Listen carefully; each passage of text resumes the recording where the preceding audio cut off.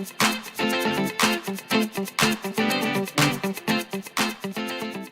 right, welcome to the final segment of our fantasy football for rookies, for those that are beginning and looking to get a jump start, even if you're veterans and just looking for some helpful tips. This is our final segment. What we're going to talk about today are some quick research and stat tips, what to keep an eye on, what's most important to notice for making decisions on who to play. And secondly, I got a bonus tip of the week for you. So it's coming at the end, so stick around for that. It's super good. It's juicy. All right, so first of all, research tips. So when you're looking at these players and trying to decide, are they going to get the volume that I want them to, the main piece to look at for accruing points is just that, volume. How many rushes do they get usually each game? How many pass attempts are thrown their way? How many passes do they make if you're looking at the quarterback? The more opportunities they're given on average each game, the more chance they have to get you points. So if you've got a guy who just scored 25 points last game, you picked him up off the waiver wire because that's awesome, and you look and he only had 3 touches, the chances of that reoccurring are very, very slim. Because he was given 3 opportunities. He made good on those opportunities that last week, and which is rare, but it happens. Every week there's someone who dominates with a 95-yard run for a touchdown, and that gives them like 16 points out of the gates, right? So keep an eye on their touches. Don't play them just because they did well the week before.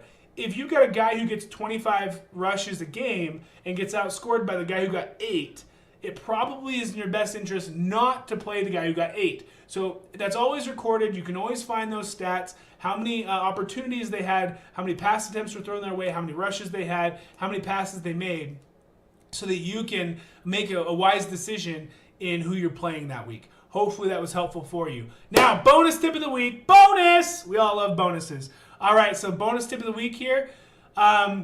Something that I wasn't aware of when I first started that really could have done some damage had I not known it.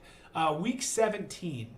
So if your league plays all 17 weeks of the regular season, be aware of that. Because most leagues will play 16 weeks. So the first 14 will be regular season, and then the last 2, week 15 and 16, are your playoffs. So you'll have 4 teams that make it to the playoffs, and then you have those 2 teams play, and then the winners of those games play in the championship game, which is actually week 17 of the regular season in the real football league, the National Football League. That sounds a little odd, but this is why. Week 17, most teams already know whether or not they're making it to the playoffs. So they will sit their AllStars. They won't play them because they already know if they're not going to make it, if they have no chance, why risk injuring your all-star player? Or if they do play them, they play limited, right? And if they're already making it to playoffs and their position in their seed in the playoffs isn't at risk, they'll play their all-stars less. And then all of a sudden, you've got some superstar who scores you 0 points. And you're like, what the heck happened? Because their stand-in came and played for them because they didn't want to get injured, right?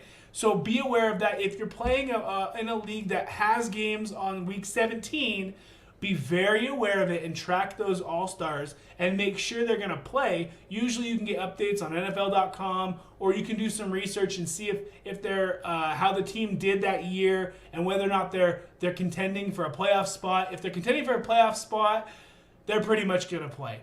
So just be aware of that and keep that in mind come later on in the season so that you don't put in all your all-stars and lose the championship game because you weren't aware of this final little piece. All right, this video is super fun to make. I love fantasy football, and I really hope my goal is to help you succeed and love it too. The more people that we get to play fantasy football, the more fun it is for all of us. So hopefully all these tips were super helpful. I made 7 different videos to walk you through how to really get started and how to love and enjoy and win at fantasy football. If you haven't seen the other 6, go back and watch them. Subscribe to my channel. I do updates every week. I'll do suggestions, my personal takes on different players, important key things to know. Tune in and watch me each week. We'll make sure that this is awesome and that you do great at fantasy football. All right, guys, thanks so much for joining me. DJ Football out.